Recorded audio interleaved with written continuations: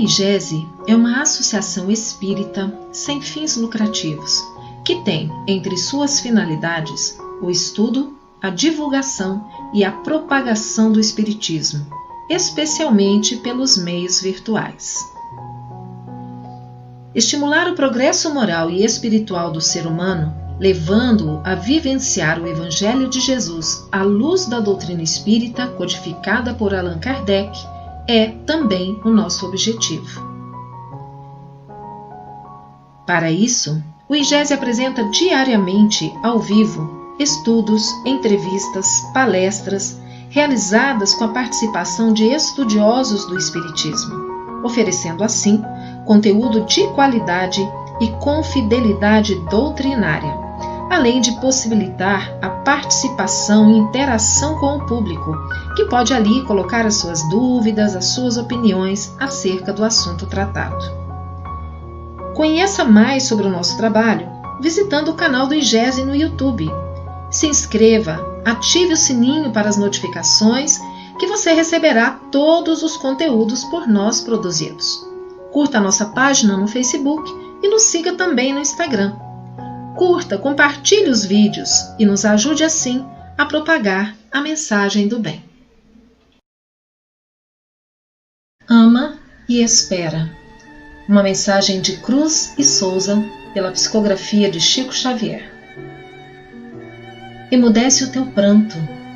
Cala o grito de revolta na dor que te encarcera. Por mais negra, mais rude, mais sincera, a mágoa estranha de teu peito aflito.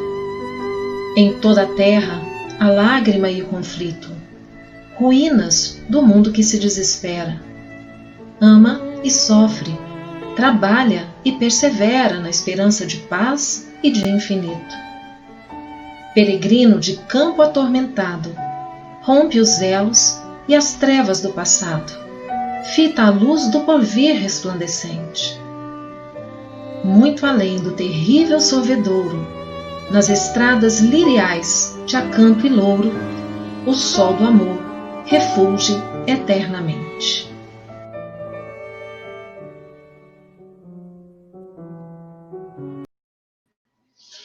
Olá, muito boa noite, bem-vindos a mais uma noite de estudos desta série que traz as bem-aventuranças do Sermão da Montanha. Começamos aí com essa bela mensagem de Cruz e Souza, agradecendo a Deus pela oportunidade que nos concede de estarmos juntos, cada um de nós nos seus lares, mas conectados e irmanados no mesmo sentimento, numa mesma vibração. Então, nós começamos agradecendo a vocês que estão aqui conosco todas as quartas-feiras, acompanhando essa série de estudos, aos nossos parceiros na transmissão desta live, a Rádio Fraternidade, a Rede Amigo Espírita, a TV7, a TV Serja, a TV SEI, o Jardim das Oliveiras e o Facebook do Alberto Almeida, do IGESE e da Rádio Fraternidade, além também da Rede Amigo Espírita.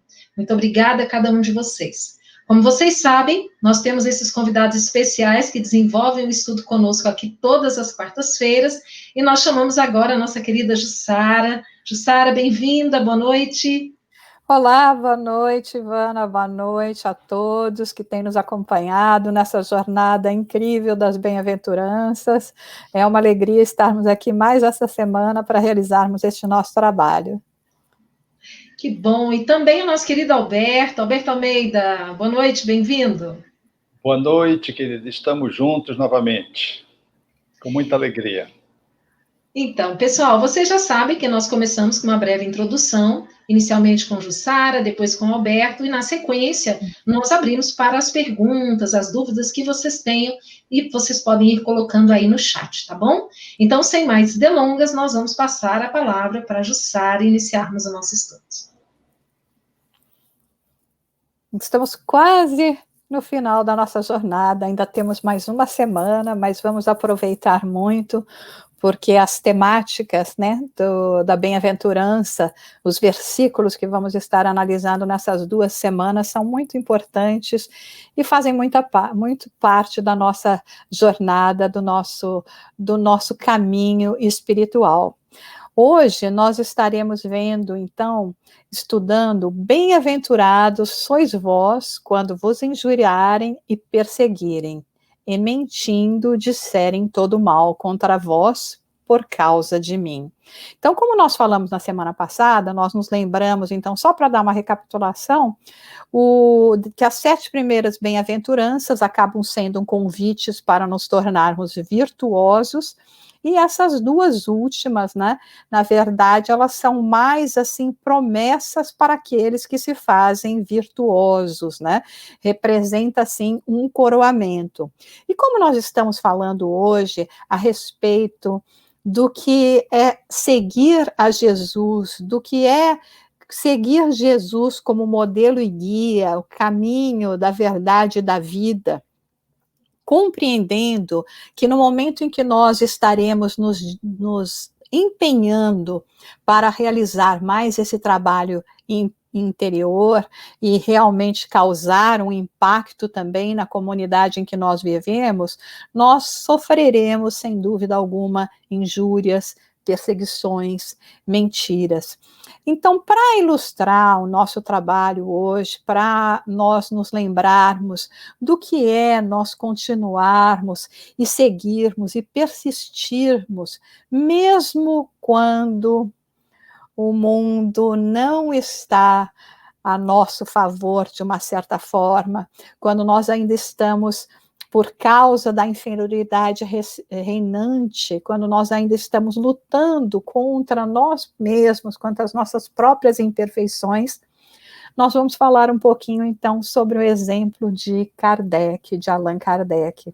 Como ainda estamos no mês de outubro, e outubro é um mês que celebramos Kardec, eu pensei em trazer Kardec como um exemplo daquele que sofreu todas essas perseguições por causa de mim, por causa do Cristo, e saiu vitorioso desse trabalho.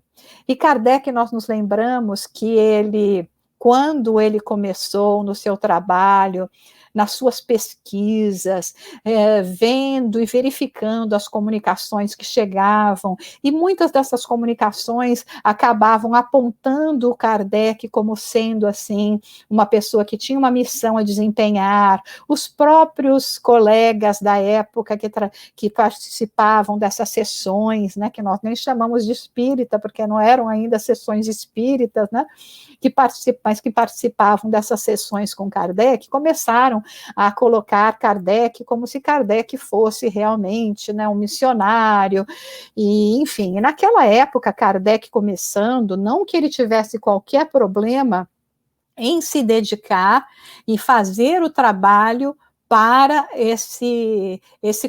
essa consolidação de tudo que estava sendo pesquisado.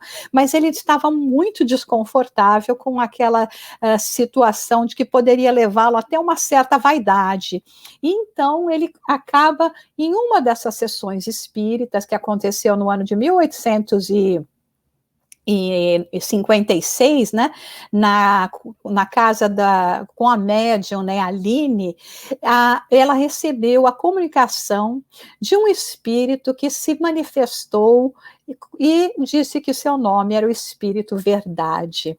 Hoje nós compreendemos que esse Espírito Verdade, né, o caminho da verdade da vida, a verdade, né, conheça a verdade e a verdade te libertará, nós compreendemos que esse Espírito se tratava mesmo de Jesus, como até o próprio Kardec, no livro dos Médiuns, acaba designando esse Espírito como sendo realmente o Espírito.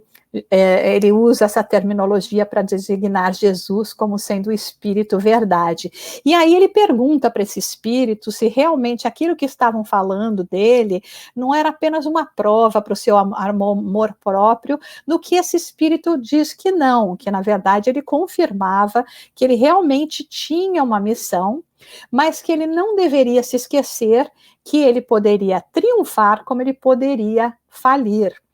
E é muito interessante que o Espírito Verdade chega e diz, né, que não se preocupasse, ele falou para Kardec, olha, mas não se preocupa, que se você não realizar, se você falir, né? Não com todas essas palavras que eu estou usando, né?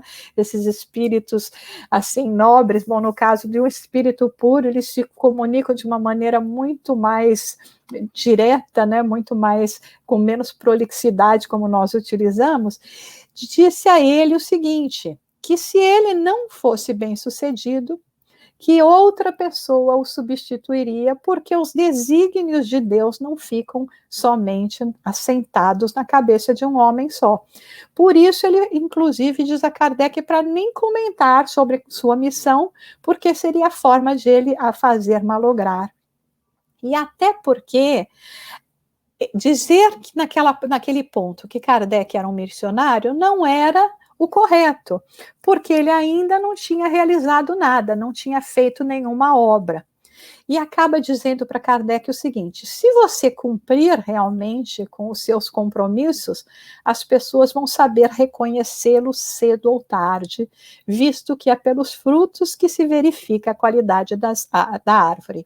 Nesse momento, de uma certa forma, o Espírito Verdade já estava prenunciando para Kardec que seria difícil um reconhecimento. Então, nós vemos que justamente nesse versículo, né, que fala, aqueles que perseguem, injuriam, até mentem, porque você está seguindo a mim, né, por causa de mim. Então, nós vemos que é muito difícil nós conseguirmos a apreciação das pessoas no momento em que estamos realizando uma tarefa. Só depois, mais tarde, colocando em perspectiva tudo que foi realizado, é que muitas vezes nós vamos notar, né, que aquelas almas tão nobres que passaram por nós, conviveram conosco, e nós não conseguimos reconhecê-las. Então, ele já dizia aqui para Kardec, não se preocupe também com o reconhecimento imediato, e todos nós que estamos procurando servir a Jesus, seguir nesse caminho, né, trabalhando as nossas virtudes, como foi tão exaltada em todas essas bem-aventuranças, nós estaremos também não necessariamente recebendo o aplauso e a consideração. E aí Kardec, é tão interessante, é tão lindo esse relato que nós encontramos em obras póstumas, né, sobre a missão de Kardec, porque Kardec pede, então, a esse espírito com muita humildade. Então, já que realmente eu tenho esse comprometimento, eu peço o amparo e a ajuda dos bons espíritos. E aí, sabe o que o Espírito Verdade fala para Kardec? Ele fala assim, olha, a nossa assistência não vai te faltar, mas vai ser inútil se você não fizer da tua parte o que é necessário, porque você tem seu livre-arbítrio e pode usar da maneira como entenderes. Ninguém é constrangido a fazer coisa alguma. Então, já trazendo muita consciência, que é o que nós temos que ter quando nós estamos também abraçando as nossas tarefas. Tudo bem que nós estamos utilizando aqui hoje, né, a missão de Kardec, nós compreendemos hoje, mais de 160 anos depois, o que é Kardec, que Kardec representa, mas cada um de nós também temos na nossa vivência, nas nossas escolhas, a nossa participação, mesmo que pequena, para ajudar nesse processo de crescimento da humanidade. Então, quando o Espírito Verdade fala para Kardec isso, nós vamos estar sempre te ajudando, que é o que acontece conosco. Quantas vezes nós rogamos ao plano espiritual para estar conosco, para nos auxiliar, e nós fazemos o quê? Vêm as intuições, vêm os avisos através de pessoas amigas, de pessoas queridas, e nós seguimos na nossa própria, às vezes, teimosia mesmo, seguindo aquilo que nós achamos que temos que seguir e que não necessariamente nos convém, né? Então, Kardec pergunta para ele, o que poderia causar o meu malogro? Né, com que eu fracassasse, seria a insuficiência das minhas capacidades? E logo o Espírito Verdade segue e diz, não, de maneira nenhuma. Mas a missão dos reformadores é prenhe de escolhos e perigos, e previno-te de que rude é a tua, porque se trata de abalar e transformar o mundo inteiro. Então vejam, né? Kardec se vê frente a essa responsabilidade, né? De trazer justamente de maneira organizada, como trouxe através da codificação, todos esses ensinamentos recebidos, né, das vozes dos imortais, com um objetivo de abalar e transformar a humanidade, o mundo inteiro, né? E aí ele logo fala ainda para Kardec, não pense que basta publicar um livro, 2 livros, 10 livros para ficar em casa tranquilamente, né? Muitas vezes nós achamos, não, eu já participo disso, já faço uma coisinha ali, já está bem, já está bom assim. Não, nós estamos aqui num processo de aperfeiçoamento e temos que aproveitar todo o nosso tempo. E esse espírito ainda chega para Kardec e fala, terás que expor a tua pessoa, porque vai suscitar contra ti ódios terríveis, enfrentará malevolência, calúnia, traição mesma dos que te parecerão os mais dedicados, as tuas melhores instruções serão desprezadas e falseadas, por mais de uma vez sucumbirás sob o peso da fadiga, terá que sustentar uma luta quase contínua com o sacrifício do teu repouso, da tua tranquilidade, da tua saúde e até da tua vida, pois sem isso viverias muito mais tempo. Então, isso é exatamente o que nós estamos tratando hoje.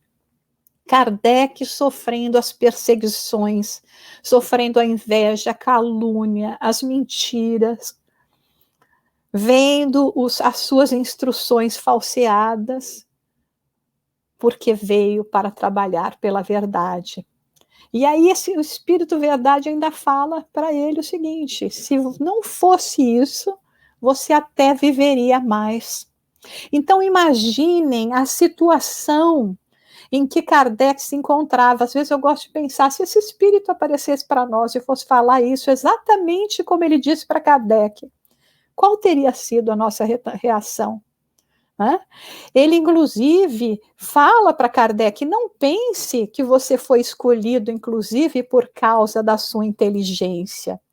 Aqui não se trata de inteligência, mas se trata de aquisições morais, porque precisará ter paciência, humildade, tolerância, perdão, compaixão, e aí faz uma lista para Kardec, que seria aquilo que ele precisaria estar, que seria o antídoto, né, do ponto de vista de ascendência moral, para ser possível que fosse realmente, que ele fosse realmente capaz de sair vitorioso.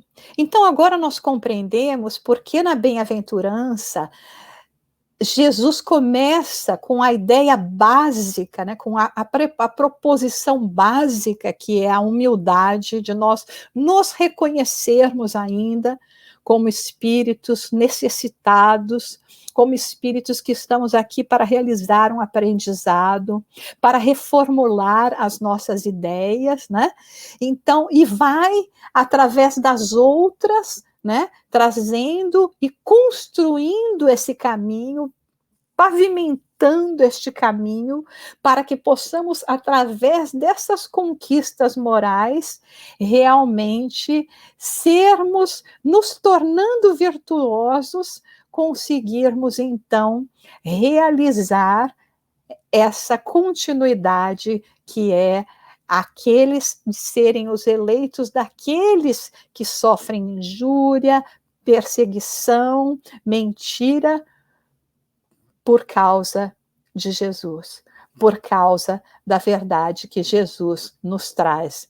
E Kardec depois confirma, ele diz que 10 anos depois ele escreve, e felizmente toda essa história, esse diálogo foi escrito, está, né, e ficou para a posteridade, que ele enfrentou tudo, exatamente tudo o que o Espírito Verdade lhe anunciou. Ele sofreu o ódio de inimigos encarniçados, a injúria, a calúnia, a inveja, a ciúme. Suas instruções foram falseadas ainda, infelizmente, até hoje nós vemos acontecerem. Traíram-nos aqueles em que ele mais confiança depositava e pagaram com ingratidão aqueles que ele mais prestou serviço. Mas nós não escutamos que Kardec tenha desistido. E Kardec, então, ele chega e nos coloca, acho que assim, quase um desabafo, né? Neste momento em que ele fala que quando lhe sobrevinha uma decepção, uma contrariedade qualquer, ele se elevava o seu pensamento acima da humanidade e se colocava antecipadamente na região dos espíritos. E desse ponto culminante, de onde ele divisava o que seria a chegada dele, as misérias da vida deslizavam sobre mim sem me atingirem, diz o codificador. Tão habitual se me tornou esse modo de proceder que os gritos dos maus jamais me perturbaram. É o que nós temos que aprender. Nós estamos num momento em que estamos tentando ser pessoas melhores, espíritos melhores, finalmente aceitando o convite do Mestre que há muito vem nos chamando. Mas as dificuldades vão chegar, os ataques vão acontecer, a incompreensão, como nós falamos, mesmo citamos na semana passada, não vim trazer a paz, mas a espada dentro do próprio lar, como falamos. Mas se nós conseguíssemos fazer como Kardec fez, elevar o nosso pensamento acima, já antecipar o que seria a nossa chegada, o nosso retorno à pátria espiritual. E dessa maneira, como diz Kardec, o grito dos maus, dos ignorantes, ainda não mais nos perturbariam. Agora, em toda essa mensagem, em todo esse anúncio, né, que se realizou, que o Espírito Verdade, nosso Mestre Jesus, colocou para Kardec, quando vai esse diálogo terminar, Kardec faz o quê? Kardec faz uma prece, e essa prece nós temos registrada. E essa prece, quando eu olho e leio esse relato, que é um relato que eu gosto de reler várias vezes, principalmente nos momentos em que nós também atravessamos as nossas dificuldades, eu sinto como se fosse o momento da estrada de Damasco para Kardec. Não que ele trabalhasse contra o Cristo, não similar à história que nós conhecemos de Paulo, mas foi naquele minuto, naquele momento, neste diálogo que ele teve com o Espírito Verdade, que ele selou completamente o seu compromisso com o alto.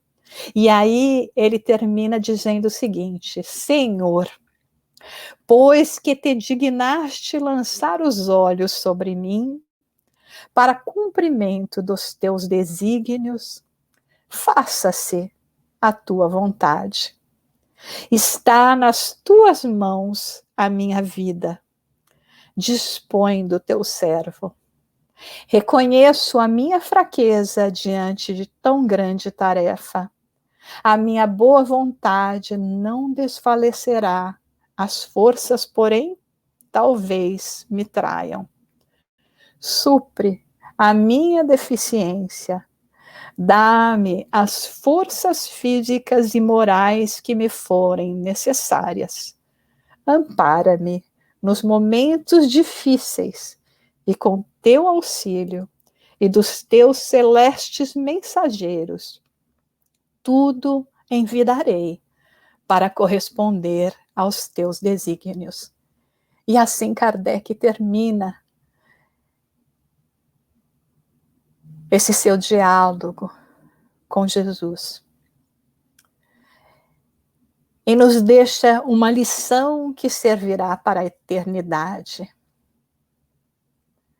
De que quando recebemos o convite do Mestre, e quando já temos a nossa alma desperta, ainda que nesta mesma condição como se apresenta Kardec, compreendendo as nossas deficiências e fraquezas, que nós possamos, como ele, como Paulo um dia falou, que queres que eu faça, Senhor? E não importa as pedras do caminho, não importa as perseguições, porque Jesus nos espera. E nós estamos seguramente sendo assistidos pela falange dos espíritos superiores, para que não falhemos mais esta existência e que possamos avançar a pequenos passos, mas avançar de retorno à casa de nosso Pai. E agora convidamos nosso querido Alberto para dar continuidade.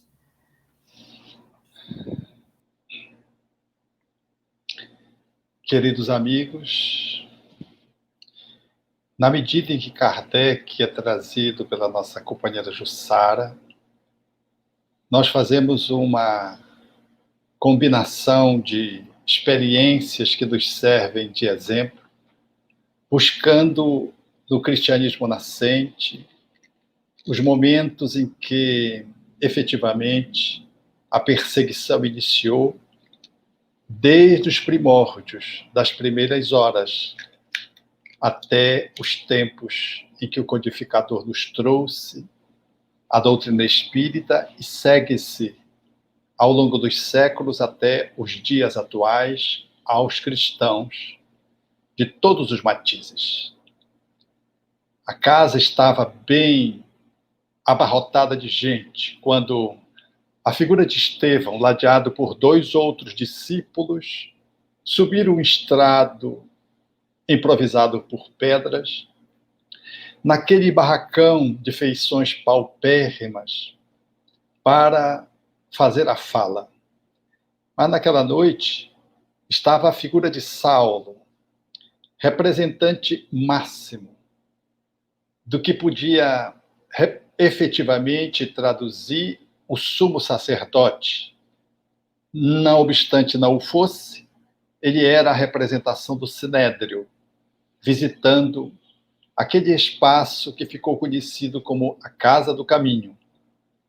Ele estava sentado na expectativa de ouvir a fala, e quando Estevão subiu, a multidão que se acotovelava no meio daquela condição precária de instalações físicas, trazendo mulheres alquebradas, crianças famintas, homens adoecidos. A miséria humana em mix ali representada, Estevão abriu o Novo Testamento. Aquela época, na narrativa apenas de Mateus, e leu: Ide as ovelhas transviadas da casa de Israel, e pregai a todos, dizendo: é chegado o reino dos céus. E começou a comentar esse trecho de Mateus que servira de reflexão, de acesso, a que Mateus pudesse acessar o Evangelho de Jesus e compreender que a afirmativa de Isaías havia, enquanto profecia, se concretizado naqueles tempos através da figura do carpinteiro. Estevão era uma figura incomum. Fora Gesiel e mudada de nome à sombra de uma tamareira quando teve a oportunidade do diálogo com Simão Pedro, depois de ser atendido por mais de 2 semanas, ali, febril, delirando, E nos seus delírios ele trazia os profetas, o Velho Testamento nas suas falas. O que impressionou muito Simão e que ensejou em seguida, após o seu acolhimento na Casa do Caminho e esse período de recuperação que se estendeu por 15 dias aproximadamente, há um diálogo à sombra da tamareira, quando ele ofereceu, depois de falar da figura de Jesus, ofereceu os escritos de Mateus. Gesiel, agora chamado Estevão, leu de um só fôlego, posto que estava diante de tudo aquilo quanto a sua alma esperava encontrar, que era o Messias que havia de vir. Era efetivamente a conclusão de que as profecias de Isaías, de Jeremias e de tantos outros estavam confluentes, ensejando agora que se pudesse encontrar em Jesus a representação dessa figura máxima tão esperada como o Salvador. É, portanto, nesse momento que Estevão abre as escrituras de Mateus e faz a sua fala, nesse trecho que convidava a falar do reino dos céus a todos os seres humanos que pertencessem à terra, falando na figura exatamente de Israel, que o evangelho, portanto, deveria ser proclamado. E ele vai alinhando, falando da lei, Moisés, os profetas que se seguiram, e o evangelho, e vai fazendo uma correlação, mostrando que a lei era a porta e o evangelho era a chave com que se abria a porta. De que a contribuição do Velho Testamento, configurada em Moisés, sobretudo, era a esperança. Mas Jesus era a resposta à esperança àqueles que aguardavam a vinda do Messias.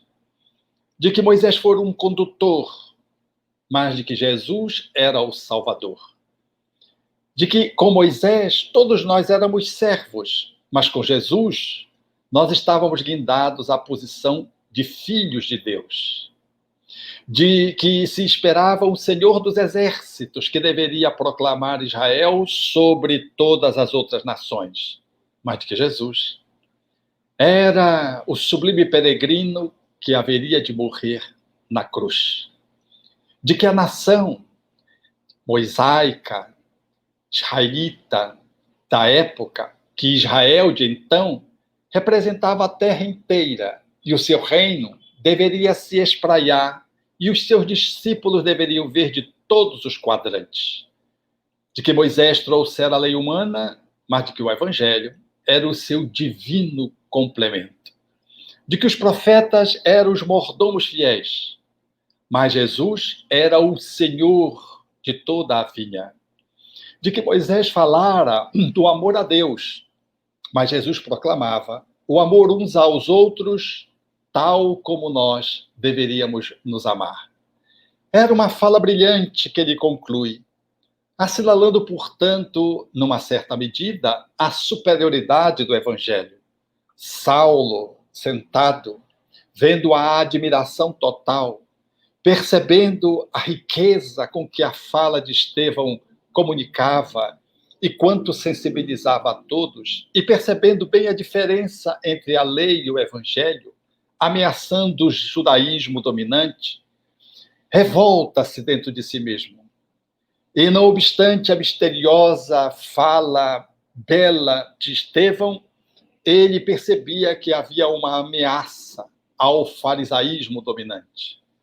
Haveria uma certa subversão aos princípios que eram ali cultivados dentro de uma cultura de aparência.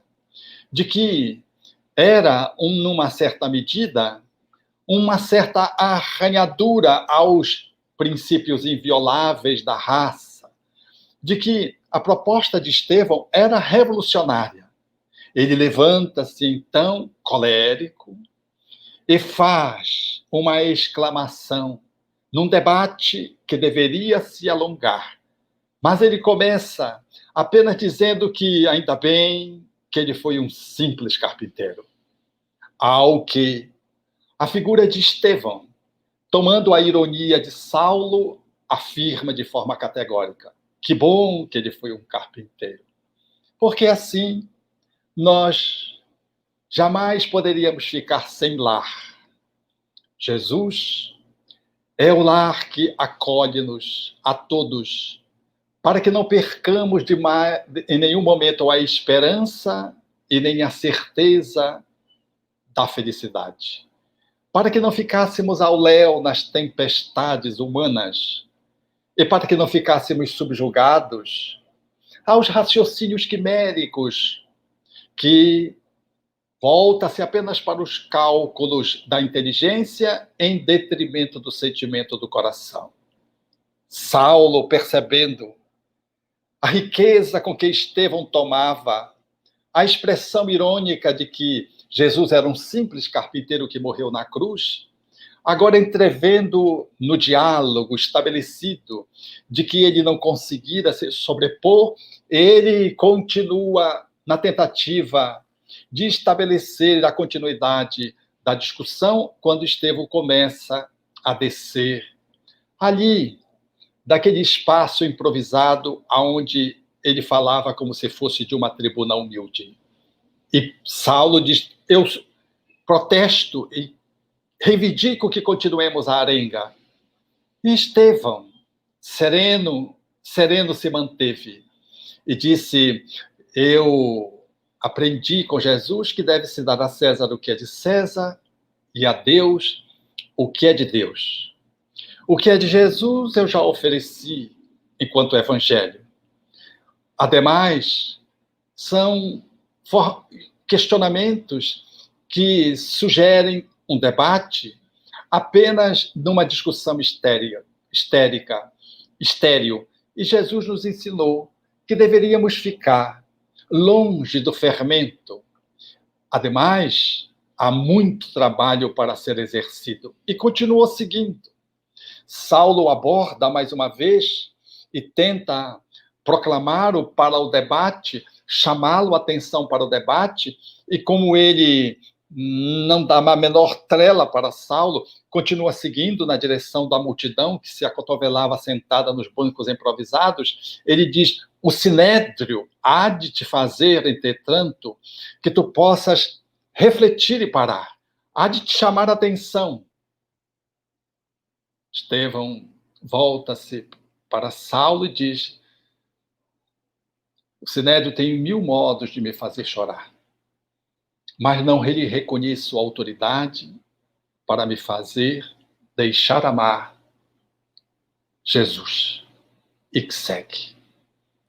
Uma mulher trazendo uma criança que há 1 ano sofria de mudez, trazendo-a de uma cidade próxima da uma adulta, fala-lhe acerca da mudez. Estevão, que tinha os dons de cura, além dos dons da palavra e da iluminação intuitiva, proclama então que ela fique curada em nome de Jesus.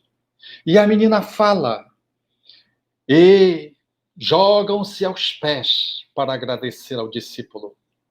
Saulo acompanha essa cena extremamente contrafeito.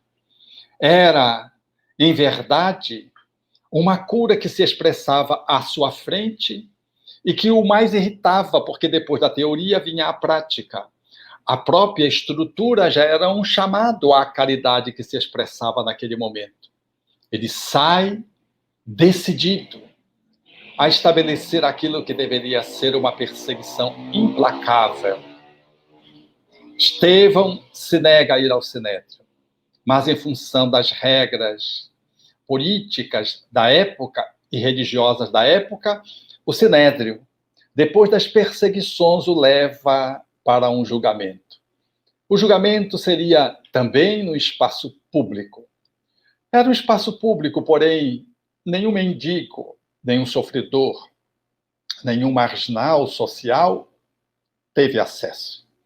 A soldadesca romana impedia o acesso da multidão sofrida, miserável. Mas lá, No espaço que se abria para o julgamento estavam as pessoas mais significativas e importantes de Jerusalém.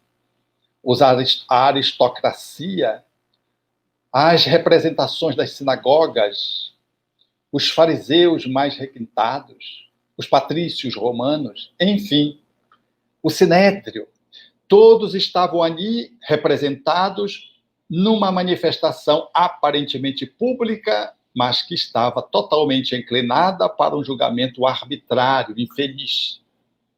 Foi nessa circunstância que foi lavrada a acusação. Um servo que ficara na conta de trazer o motivo para que ele pudesse ser condenado, Neemias, que trouxe a Saulo, era o motivo então da acusação. Estevão era acusado de blasfemo, caluniador e feiticeiro. Eram essas 3 acusações que ele deveria se defender. Ele, quando olha o grupo, dá-se conta das contradições. Era exatamente o oposto daquilo que tinha se dado na Casa do Caminho.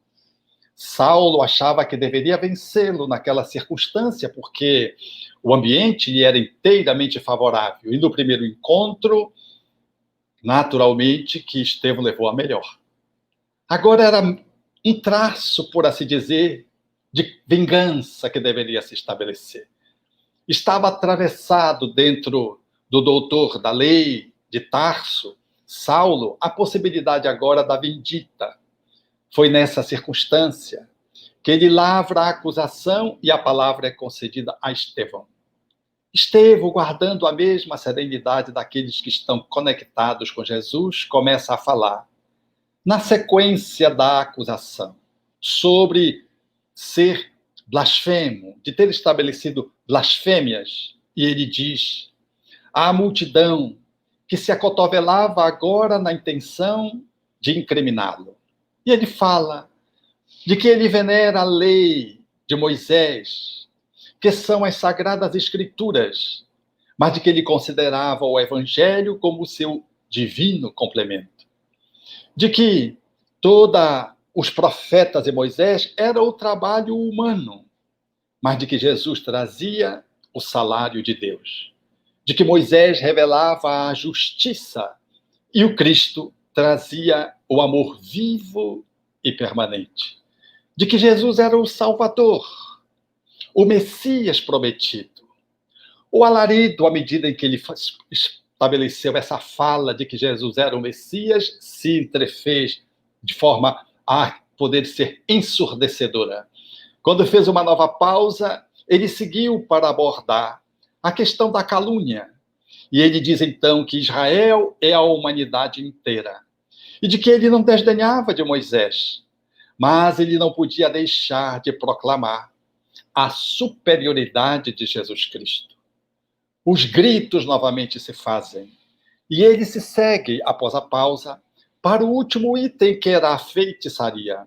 De que ele teria estabelecido sortilégio quando curou aquela menina, que Saulo pôde entrever, e a acusação também constava de outras curas apresentada por Neemias como denúncia. E ele começa, então, a apresentar o seu arrazoado sobre o 3º item, dizendo que o judaísmo estava cheio de sortilégios, de que Moisés abriu o mar para ultrapassar, de que fez da rocha surgir a linfa da água viva, de que Josué fez a rota do sol para... Que sortilégios eram esses? Ele indaga, para fazer comparação com a cura que ele teria feito. E depois diz, o que eu fiz foi apenas o que Jesus fez por meu intermédio, da minha pobreza, de que não tem nada de boa. E quando ele conclui nessa fala, a multidão agora, percebendo a lucidez com que o apóstolo do Cristo, o primeiro Marte, se manifestava, e percebendo a ira de Saulo de Tarso, que era um excelente orador, vendo, por assim dizer, o prenúncio de uma nova derrota, a multidão entra num estado de quase frenesi, estertoricamente e histericamente se manifesta contra o primeiro cristão que se tornou Marte dentro do movimento que se seguiu na construção do Evangelho. Paulo faz um pequeno arrazoado e diz que ele tem a chance da última defesa. Esperava que ele pudesse abrir mão, declinar, se humilhar do ponto de vista de abrir mão da ideologia que ele abraçava, e oferece-lhe, então, a última oportunidade diante da multidão que agora acompanhava silenciosa, esperando que alguma coisa pudesse desfazer aquele caminho que era absolutamente desfavorável ao doutor de Társio.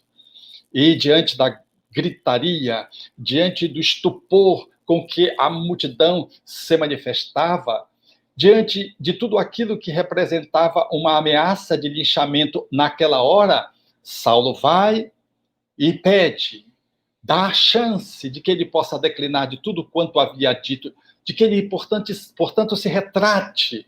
Ele olha para Saulo e diz: a lei e os profetas estão cheios da palavra da misericórdia, mas temos também o cárcere para aqueles que se transviaram, o vale dos imundos para os leprosos e que adoece sem a proteção da família, a lapidação da mulher em praça pública, a forma que se tem de lidar com a sua fraqueza, a escravidão dos indivíduos que estão endividados, e 39 açoites para os mais infelizes.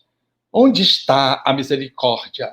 Mas Jesus enviou-nos o Filho amado, o Cristo, para nos falar e nos exemplificar do perdão, que ensejava como se a manifestação da misericórdia. É nessa fala que Paulo, vencido do diálogo mais uma vez, a multidão entra no seu estertor máximo. E depois de já não conseguir mais ter o menor controle, faz-se o silêncio, porque agora era a sua última fala, a última possibilidade de defesa. Estevão olha para a multidão que grita: anátema, punição para o trânsfuga, a morte. Ele contempla e começa a traduzir aquela realidade tão contraditória daquele tempo e diz: o templo está cheio de mercadores.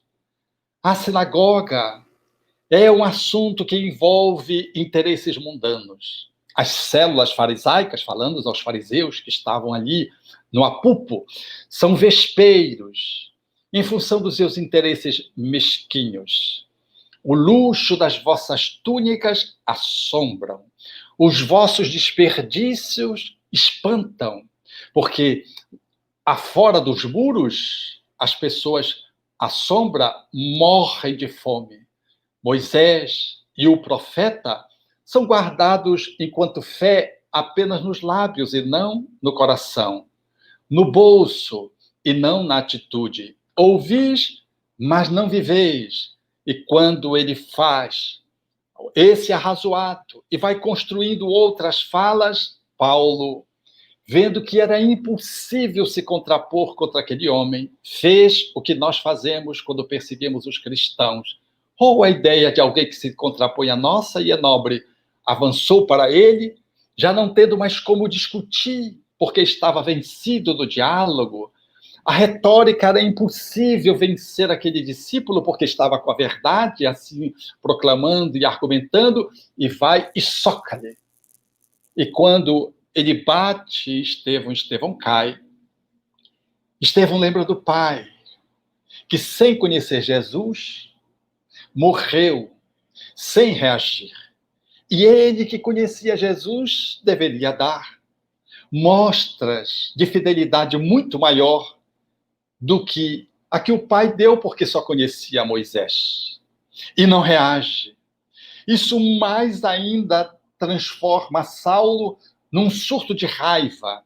Ele vira-se para Estevão e diz: esse Cristo também te ensinou a ser um covarde?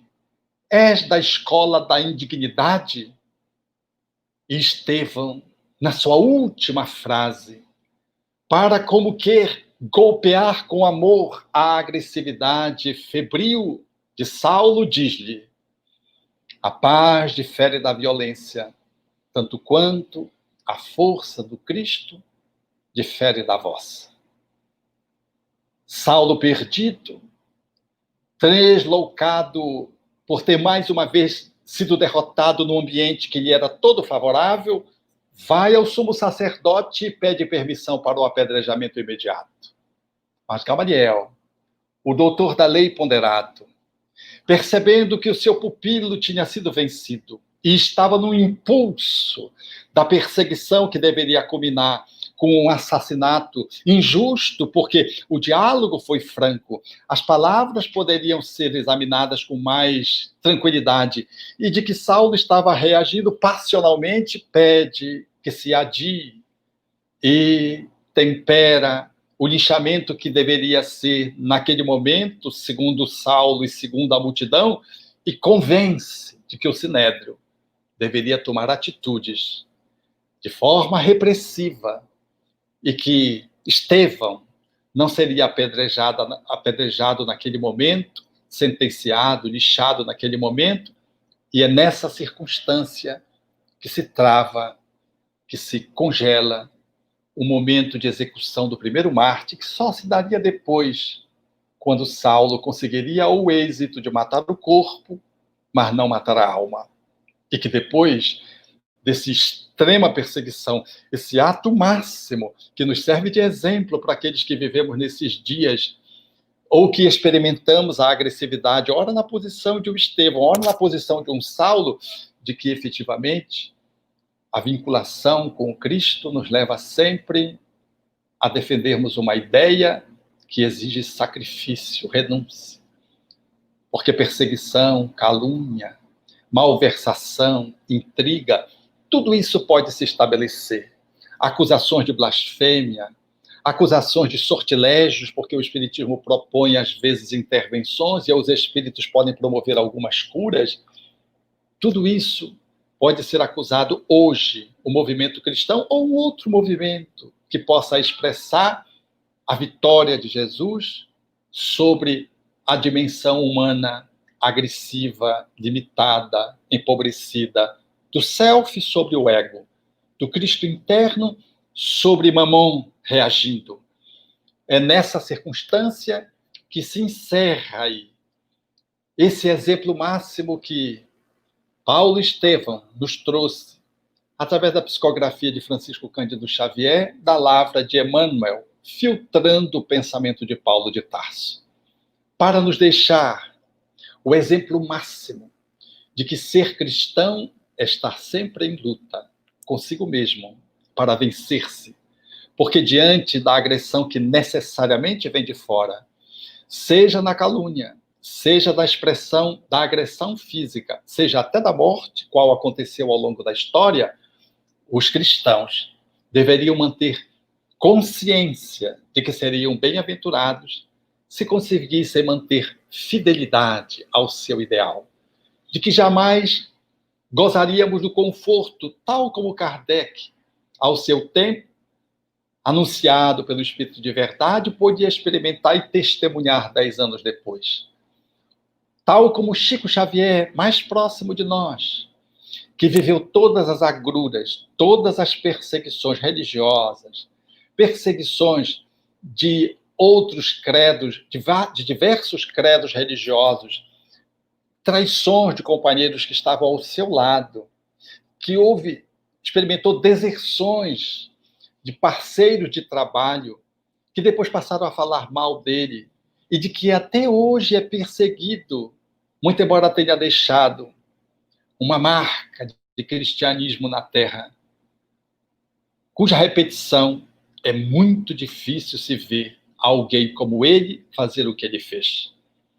Numa obra de caridade, de amor e de iluminação, que transformou o Espiritismo no Brasil nesse grande foco luminoso que ensejou trazer Kardec para um lugar de destaque no mundo, graças a um discípulo que conseguiu reverberar Kardec com tanta pujança, com tanto vigor, que, mesmo sendo perseguido, caluniado, mesmo sendo acusado de feiticeiro, de ter pacto com o demônio, ele conseguiu ser o mineiro do século. E conseguiu ensejar nesses dias que passam, nesse mês que passa, no Senado Federal, o inspirador de uma comenda, a comenda da caridade, por representar essa figura que, com extrema lealdade, suportou calúnias, injúrias, perseguições, sem abrir mão do testemunho.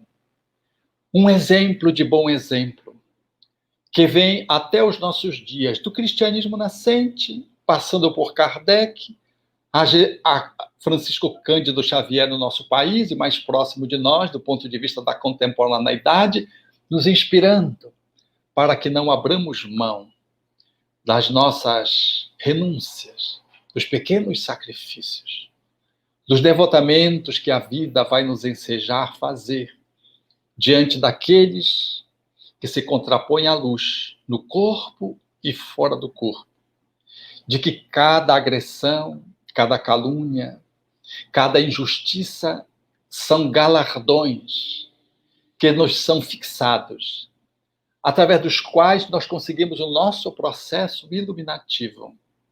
E mediante a paz que não se contrapõe à violência com violência, mas com serenidade, trazendo, portanto, uma mensagem clarificadora de bem-aventurança e de plenitude, nós haveremos de, pelo exercício do amor, conseguir seguir nas pegadas do Cristo, seguir com fidelidade a Kardec e poder fazer o que há de melhor do ponto de vista dessa mensagem altaneira e bela, iluminando-nos. Esse é o grande objetivo do cristianismo. Não é iluminar o outro, é iluminar-nos. E ao processo da autoiluminação, ela é mediada por essas agressões externas inevitáveis. Ninguém consegue fazer esse movimento de claridade interior, de bem-aventurança interna, sem o contraponto daqueles que se opõem por inveja, por orgulho, por egoísmo, por contrariedade, por ciúme, motivado por várias outras movimentos, por interesses econômicos, interesses materiais, por vários outros motivos. São esses que agenciam indiretamente, infelizmente, a possibilidade de podermos dar o testemunho, de seguirmos adiante.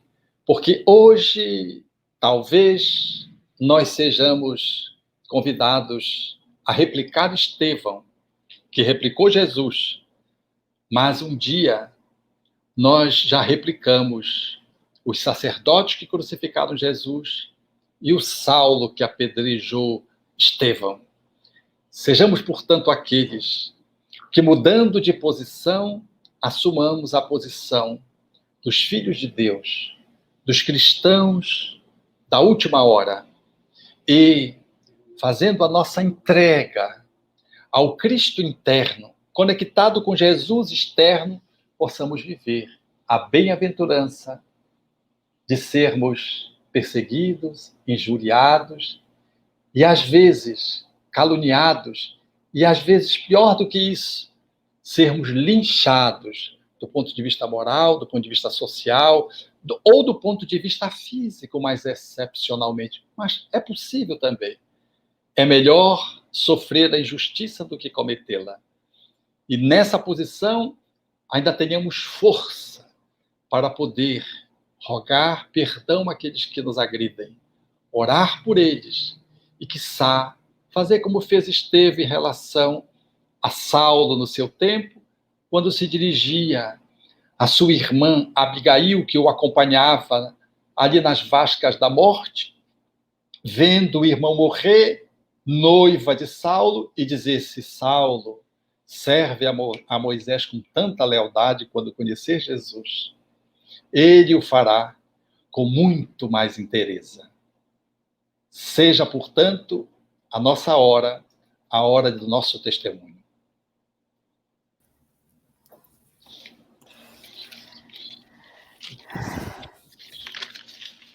Que bacana, hein?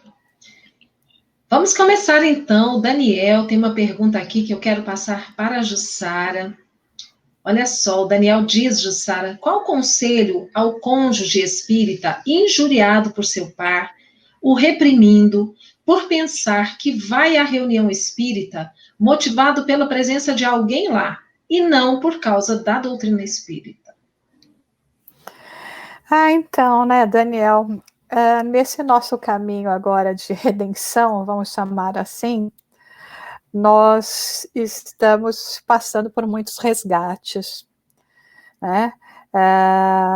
Eu costumo dizer que quando nós recebemos a oportunidade desta reencarnação, um pouco mais conscientes e rogando a possibilidade de poder vir também com o maior suporte que nós encontramos na doutrina espírita, os amigos espirituais concordaram conosco, mas disseram, olha, mas você tem compromissos sérios com outros espíritos que se perderam durante essa jornada por sua causa.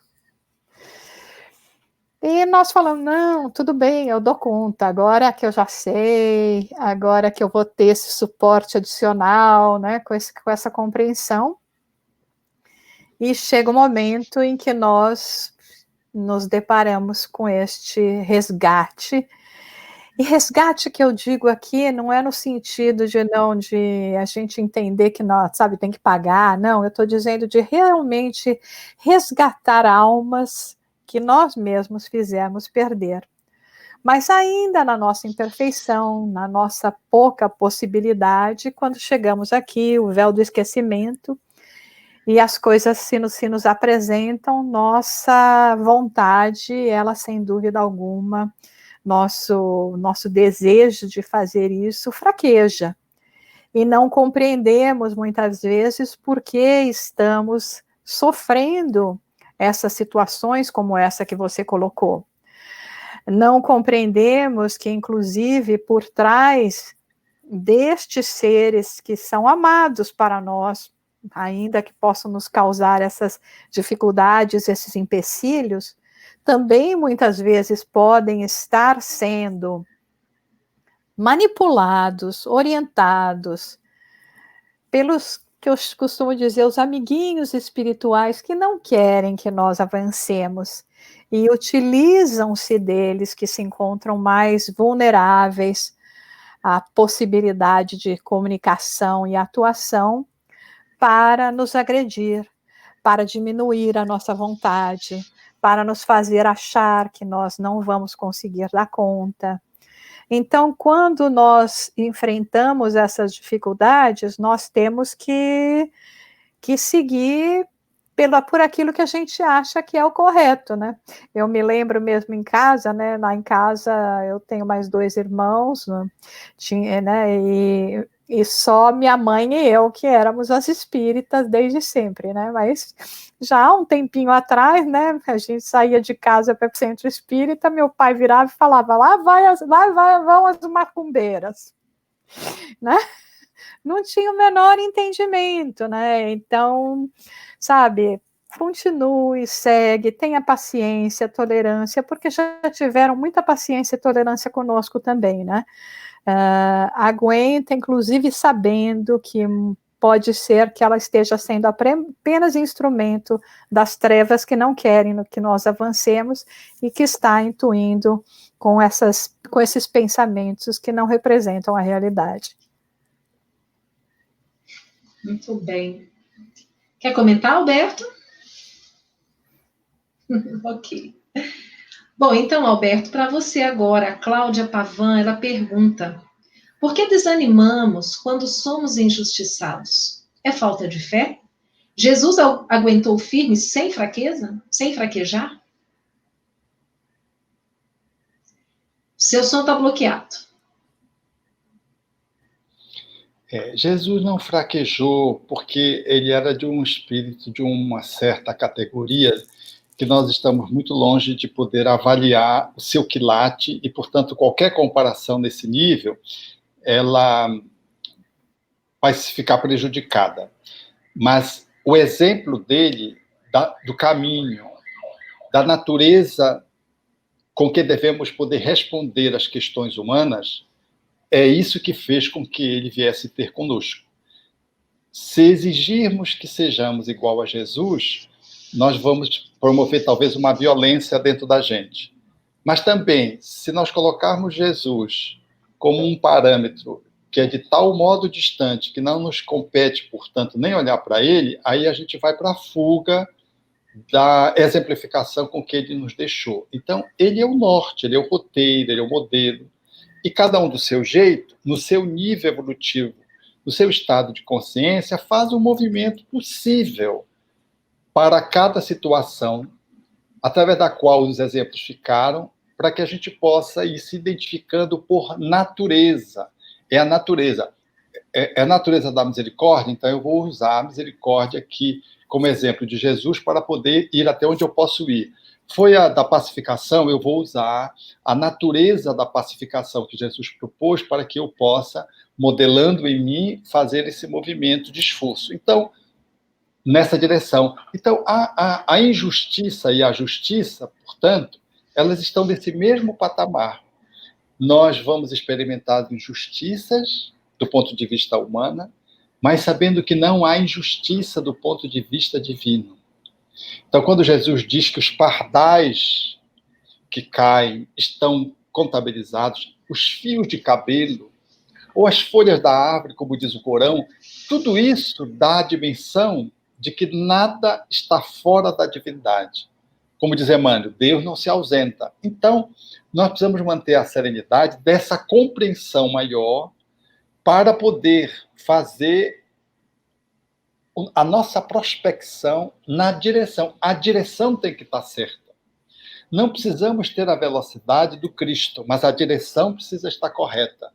E a direção é não entrar em revolta, não responder com injustiça à injustiça recebida, é não paralisar-se em nome da justiça sendo justiceiro. Então, é desse lugar que nós precisamos estar olhando a fim de podermos nos identificar com Jesus e não com outras alternativas que são dissonantes da proposição do Evangelho.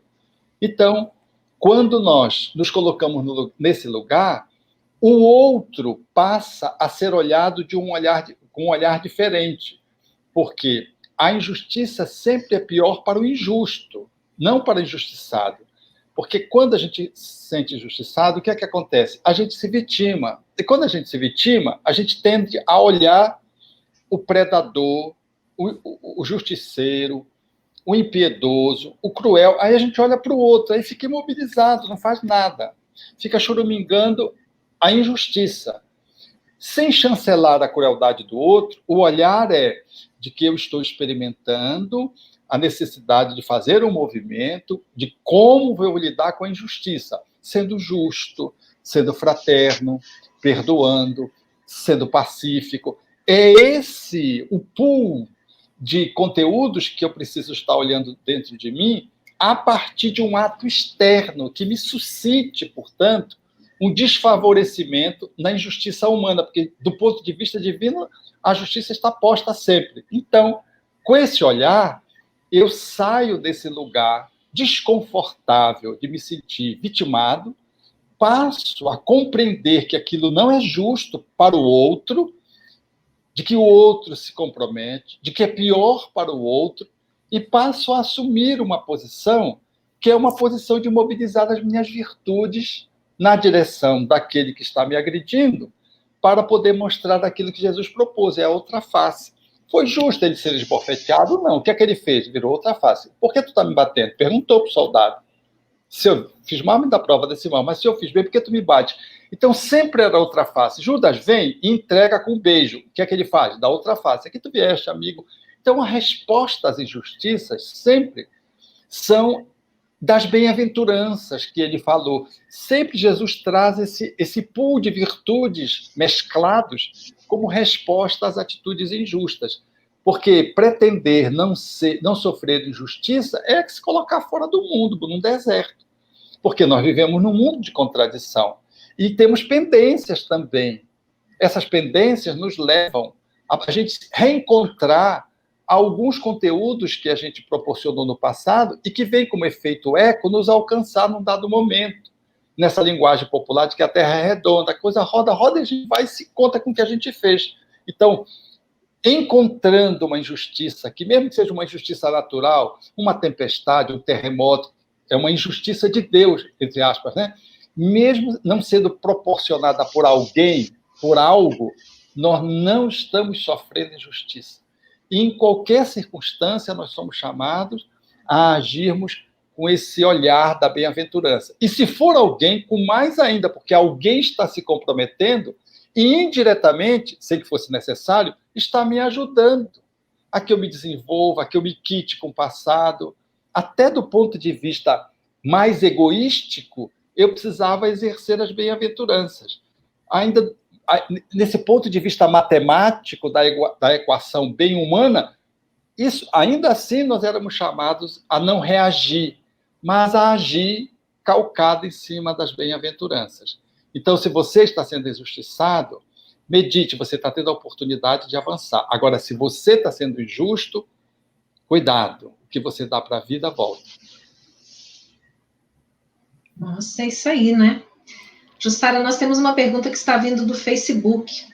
E a nossa irmã pergunta o seguinte: se você falou que Allan Kardec veio com uma missão, e caso ele não cumprisse, outro iria substituí-lo, nós podemos entender que Saulo de Tarso também veio com uma missão, e que se ele não tivesse voltado para o caminho e se tornado Paulo, outro também viria para substituí-lo? Com certeza, né? Pela própria resposta que o Espírito Verdade deu a Kardec, que, né, o cumprimento dessas grandes missões, Deus não assenta apenas sobre uma cabeça. Com certeza, se Paulo não tivesse realizado o que realizou, era o momento para que tivesse se realizado, né? Eu sempre uso um paralelo nessa situação, né, de entender, às vezes, quando nós compreendemos, né, no centro espírita, no espiritismo, que nós não temos que ficar aqui temos que combater o orgulho, não alimentar o orgulho. E muitas vezes até, e sermos realmente humildes, quando as pessoas chegam e falam, mas muito obrigado pela sua ajuda, e aí eu costumo dizer, olha, não tem que me agradecer, mas eu não falo isso porque é uma falsa modéstia, porque a gente realmente foi um instrumento. Digo, porque quando chega o momento de uma ajuda, ou de uma revelação, né, ou de um trabalho como que está acontecendo, como esses que nós estamos falando, né, ainda no caso de Paulo, Saulo, no caso de Kardec, é chegado o momento dessa transição, dessa revelação, ou é chegado, no caso que eu estou falando, o momento para aquela pessoa receber uma ajuda. Então, se nós formos os instrumentos, se nós aceitamos, sorte nossa, porque senão vai vir através de uma outra pessoa. Então, neste caso, que bom que tanto Saulo, né, Paulo, como Kardec não titubearam, né, você veja que Kardec ainda perguntava, mas o que pode me fazer falhar, né, preocupado, não era uma questão de que ele não queria aceitar, mas ele tinha preocupação das próprias limitações, ele tinha preocupação quando ele pergunta, mas eu tenho capacidade para isso? E o Espírito Verdade responde com, né, de uma maneira de um espírito nobre, de um espírito puro. Fôssemos nós, está dizendo o seguinte, né? Você imagina que Deus não sabe o que está fazendo? Que Deus coloca essa responsabilidade sem saber exatamente se você vai ter ou não condições de realizar? Então, aquilo, mas como nós, de qualquer forma, temos o nosso livre-arbítrio, né, temos as coisas que acontecem conosco, né, nós podemos nos desviar, e sabemos disso muito bem, porque nós mesmos já nos desviamos várias vezes. Ou vocês acham que só agora nós estamos tendo a oportunidade de ter esse despertamento espiritual? Quantas vezes nós fomos chamados para esse despertamento? Quantas vezes nós devemos ter iniciado esse despertamento mas quantas vezes alguma coisa nos distraiu e nos tirou do caminho. Então, é por isso que agora, né, é o momento de nós, justamente até com essa oração, né, que se encontra no Obras Póstumas, segunda parte, missão, a minha missão, 12 de junho de 1856, esse é o título, justamente quando Kardec vem e fala, né? Então, que eu tenha coragem, que eu tenha a possibilidade, que eu não sucumba às minhas fraquezas. Mas, quando chega o momento da transformação, da transição, ela vai vir. Muito bom. Nós temos agora uma pergunta da Márcia Andréia, que é para o Alberto. Alberto, por que tem pessoas que são perseguidas até hoje? Pessoa que no local de trabalho, ou mesmo na família, fica calada, mas do nada surge confusão e é colocada como a primeira a ser julgada. Quando uma coisa se repete conosco, é que ela tem a ver conosco. Seja porque energeticamente nós estamos gerando, suscitando que aquilo nos alcance, seja porque a gente está ocupando uma movimentação que provoca aquela situação. Nada que se repete conosco de negatividade, ela é extemporânea, ela é casual, ela é acidental. Aliás, esse é um ponto que a gente precisa estar sempre atento. Quando algo se repete com a gente, tem uma lição a ser aprendida. Tem algo que a gente está deixando passar e a vida nos apresenta a lição de novo, nos apresenta a lição de novo, até que a gente aprenda. Algumas situações, às vezes, elas são recorrentes, porque nós temos uma trajetória que, vindo de volta nessa trajetória infeliz, a gente vai colhendo consequências do que aquilo que a gente fez. Por exemplo, alguém que for um torturador, né?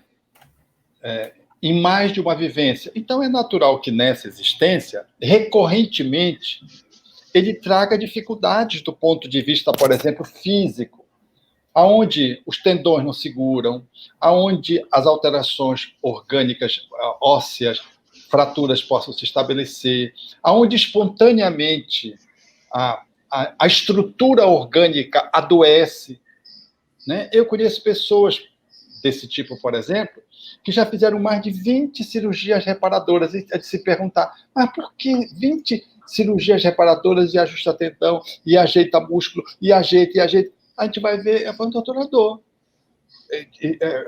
Não só derrubava o outro, dominava o outro, mas torturava com crueldade. Experimenta recorrentemente uma alteração que está no seu próprio corpo, como alguém que está fazendo um caminho de volta. Então, quando a gente está sendo perseguido, a gente precisa fazer uma avaliação se não é o nosso movimento atual ou se é algo que a gente traz do passado, e quando a gente vê, a vida vem e coloca a gente em xeque, exatamente para a gente valorizar a justiça, aprender essa lição que a gente não aprendeu, às vezes, recorrentemente. A gente precisa estar muito atento. Tudo que se repete, não se repete por perseguição divina e não se repete por perseguição dos outros. É muito comum, por exemplo, na dinâmica afetiva, as pessoas que se frustram afetivamente, eu só pego homem ruim, eu só pego mulher ruim, é só gente violenta, ou é só gente que se quer se escorar. Aquilo que está se repetindo não é do outro, é teu. É você que cria esses nexos. Então, a gente precisa separar e ver, nessa nossa movimentação atual, aquilo que está se estabelecendo de forma recorrente, ela tem a ver com algo que eu preciso olhar e preciso transformar em mim. Ou é algo que eu estou transformando em mim quando se trata de estar se estabelecendo no meu corpo. Então, tem pessoas que têm vulnerabilidades orgânicas que se repetem muito, por exemplo, num órgão. Aí aquele estômago aqui não funciona bem, aquele intestino não funciona bem, aí vem uma doença, vem outra, que o próprio médico diz, mas, puxa, como você é encrencado? Ela não adoece de outra área, a doença é só naquele aparelho digestivo. Aí você vai ver, tem comprometimentos graves de suicídio ali, às vezes suicídio recorrente, e uma pessoa está fazendo um movimento de drenagem. Aí vem uma gastrite, aí vem uma úlcera, depois vem um pólipo, depois vem um câncer no pólipo, depois... É uma encrenca que não, o médico fica achando, puxa, parece que jogaram alguma olhada nessa pessoa. Alguém pode dizer, se o médico ele for supersticioso, ele é capaz de se inclinar para isso. Nada, é reencarnação. A pessoa apenas está trazendo de volta do perispírito aquilo que ela cultuou, cultivou, e ela está fazendo um movimento de cura. E por isso está recorrendo no corpo. Agora, quando se trata da relação, surgem essas possibilidades que eu acabei de levantar, que eu gostaria que a Andréa pudesse pensar. Perfeito. A Maria do Carmo Alberto pergunta como fazer a inscrição no seu curso. Olha, Maria do Carmo, nós estamos com um curso que vai ser feita a inscrição aqui. Deixa eu falar aqui com a turma da assessoria aqui. Quando é, Simone? Vai ser na primeira semana de dezembro, mas já pode fazer um cadastro. Basta entrar no meu Instagram, tem um íconezinho lá, curso, você vai lá e se cadastra. Não é que se inscreve, se cadastra. E lá, os cadastrados, naturalmente, vão ter prioridade na inscrição, porque tem vagas limitadas. E na primeira semana de dezembro, haverá inscrição. Eu estou falando do curso Cuidando da Criança Interior. Esse é o curso que nós estaremos fazendo a terceira turma em janeiro, no início de janeiro, já está marcada até a data que vai começar. Não fique triste se você chegar um pouquinho atrasado, porque terá a quarta turma, muito provavelmente. E eu quero também anunciar que ano que vem nós vamos ter um outro curso, Relações Românticas, que tem a ver com relacionamento a dois. Se você está solteiro, não conseguiu ninguém, relações românticas. Se você está se relacionando, se atrapalhou, relações românticas. Se você separou e quer retomar, relações românticas. Se você não quer saber de ver mais ninguém, relações românticas. Tudo é relação. E se você está bem casado, também você pode ficar viúvo, relações românticas. Então, está indicado para todo mundo. Eu estou fazendo marketing, você vê como eu estou bom de marketing? Relações românticas é um curso que vai ter relacionamento a dois, mas é um curso de natureza transpessoal. E eu quero dizer que tanto esse que vem, como a terceira turma do Cuidando da Criança Interior, ele é feito por profissionais na abordagem transpessoal e que os recursos auridos são integralmente doados para o Jardim das Oliveiras, que atende famílias socialmente vulneráveis. Perfeito, Alberto. Jussara, a Morgana pergunta: praticar o evangelho ainda é mais importante do que saber discorrer para convencer os que estão na retaguarda? Foi esse o posicionamento de Estevão?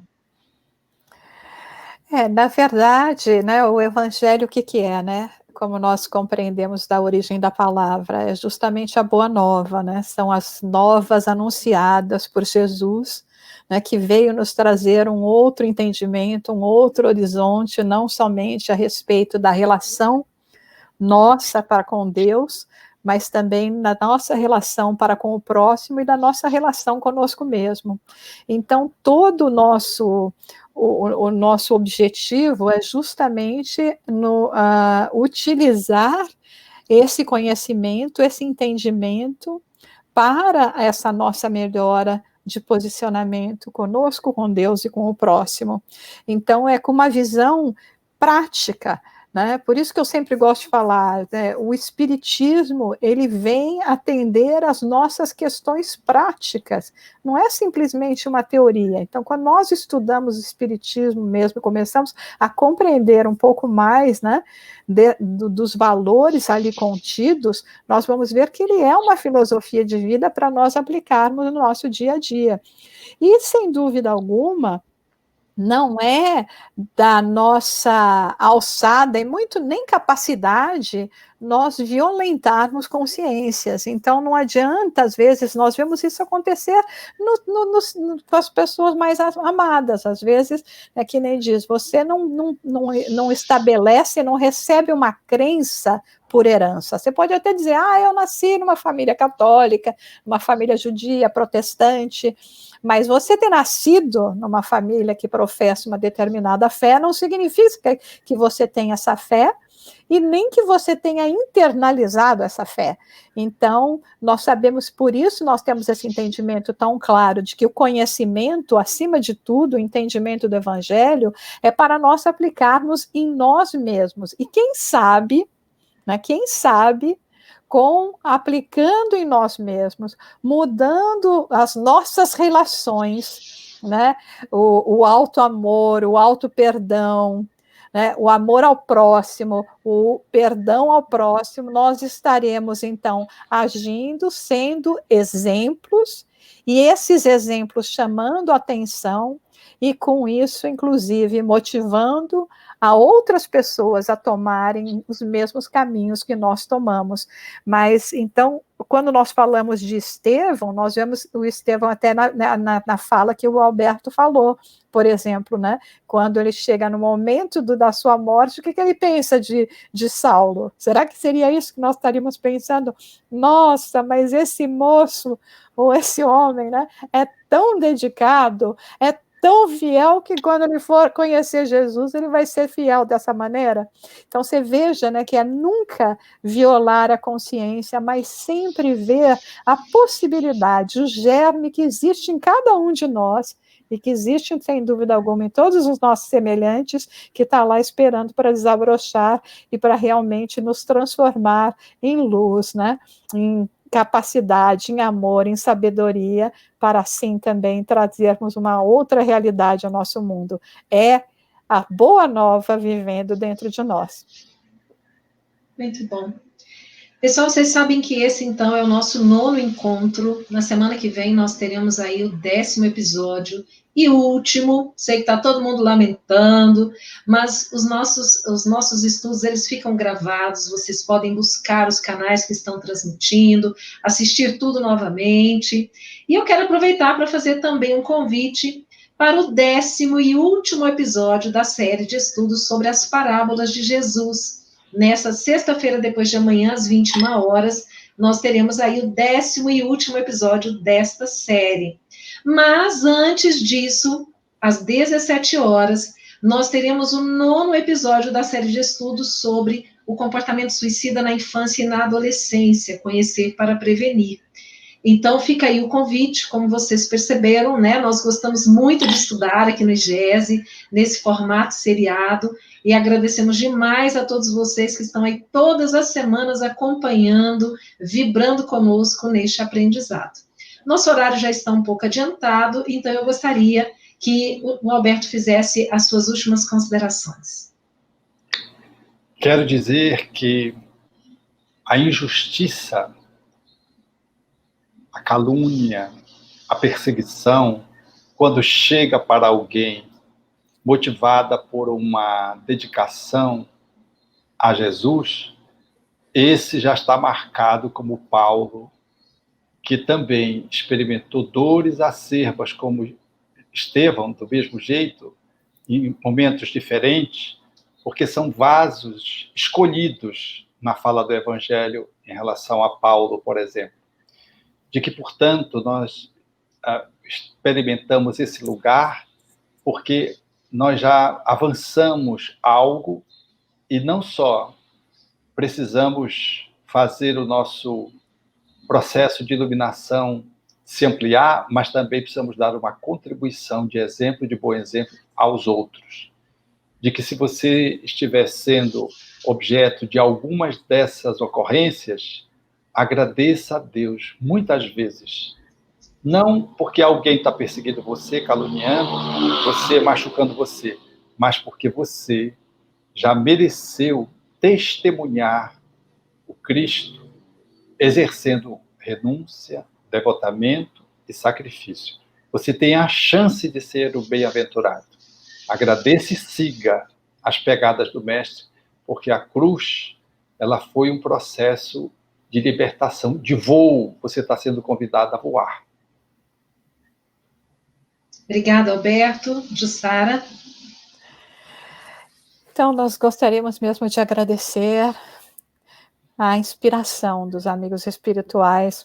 Hoje, gente, olha, eu e o Alberto não fizemos nenhuma combinação, e foi incrível a maneira como ficou, assim, tão perfeito o encaixe de falarmos desses grandes exemplos que têm nos inspirado, que têm nos dado suporte. Eu vi um comentário aqui que a pessoa fala que passou por várias experiências difíceis e que se não fosse o espiritismo não teria sido possível. Você sabe que essa é a realidade de todos nós. Né? Nós estamos aqui sempre com um sorriso, falando do açaí, né, Alberto? Falando das coisas boas, sempre com essa paz interior, porque o Espiritismo também nos salvou e vem nos salvando, e vai ainda nos salvar muitas vezes. Então, quando nós pensamos nisso, em tudo que nós recebemos, em vez de nós realmente fixarmos o nosso olhar naqueles que ainda se encontram na retaguarda, que ainda não têm a compreensão, que ainda não têm Jesus no coração, ou pelo menos esse desejo que nós temos de seguir Jesus, vamos continuar, vamos encontrar forças, vamos encontrar a paz, a tranquilidade em nós mesmos, porque esse é o caminho que nós temos para seguir. Agradecer demais a Ivana, a todos que estão transmitindo, todos os canais que estão transmitindo essa nova live de hoje, ao querido Alberto, a todos que estão nos acompanhando, e até a próxima semana. Semana que vem a gente tem que fechar com chave de ouro, né?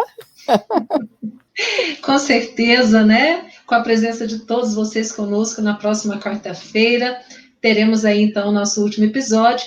E eu vou dizer para vocês que na quarta seguinte, dia 11, estrearemos uma nova série de estudos ao vivo de Moisés a Kardec, com o Jorge Elahá e o Álvaro Morderray. Então, ó, nós não vamos parar de nos encontrar, não. Quartas-feiras, às 21 horas. Gente, muito boa noite, um grande abraço a todos, fiquem com Deus. E até quarta-feira.